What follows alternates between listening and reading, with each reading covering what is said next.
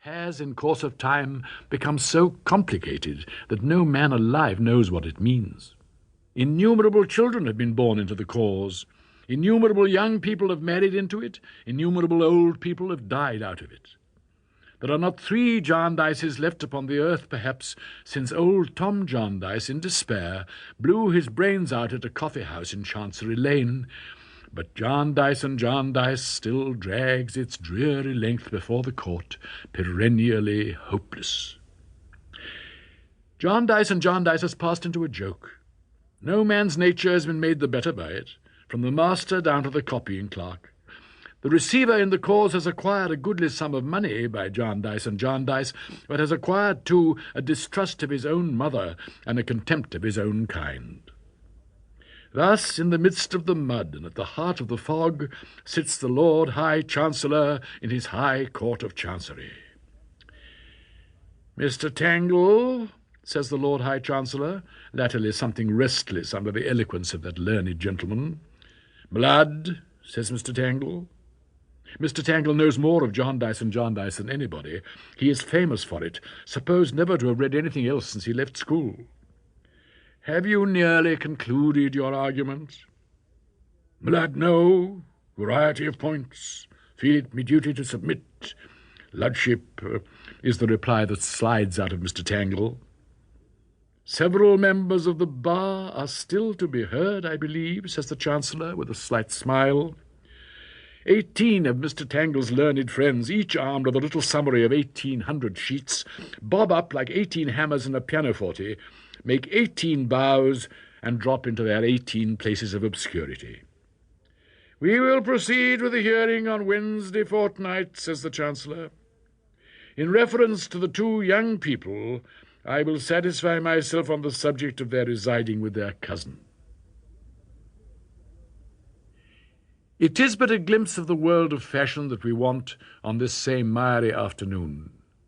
It is not so unlike the Court of Chancery, but that we may pass from the one scene to the other as the crow flies.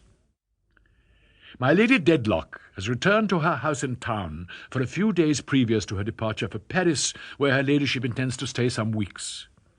My Lady Dedlock has been down at what she calls, in familiar conversation, her place in Lincolnshire.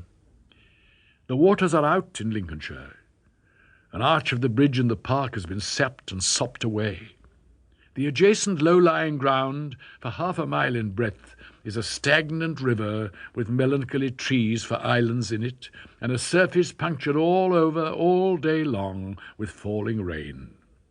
My Lady Dedlock's place has been extremely dreary. My Lady Dedlock says she has been bored to death. Therefore my Lady Dedlock has come away from the place in Lincolnshire, and has left it to the rain and the crows and the rabbits and the deer and the partridges and pheasants. Sir Leicester Dedlock is only a baronet, but there is no mightier baronet than he.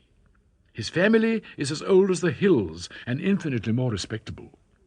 He has a general opinion that the world might get on without hills, but would be done up without Dedlocks.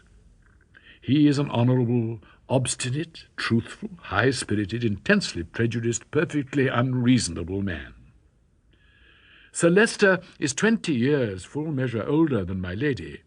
He will never see 65 again, nor perhaps 66, nor yet 67.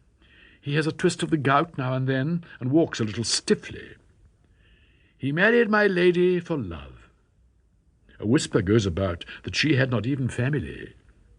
For years now, my Lady Dedlock has been at the top of the fashionable tree. If she could be translated to heaven tomorrow, she might be expected to ascend without any rapture. She has beauty still, and if it be not in its heyday, it is not yet in its autumn. At her house in town, upon this muddy, murky afternoon, presents himself an old-fashioned old gentleman, Mr. Tulkinghorn, attorney at law, and eke solicitor of the High Court of Chancery, who has the honour of acting as legal adviser of the Dedlocks. Sir Leicester Dedlock is with my lady, and is happy to see Mr. Tulkinghorn. There is an air of prescription about him, which is always agreeable to Sir Leicester. He receives it as a kind of tribute. He likes Mr. Tulkinghorn's dress. There is a kind of tribute in that, too.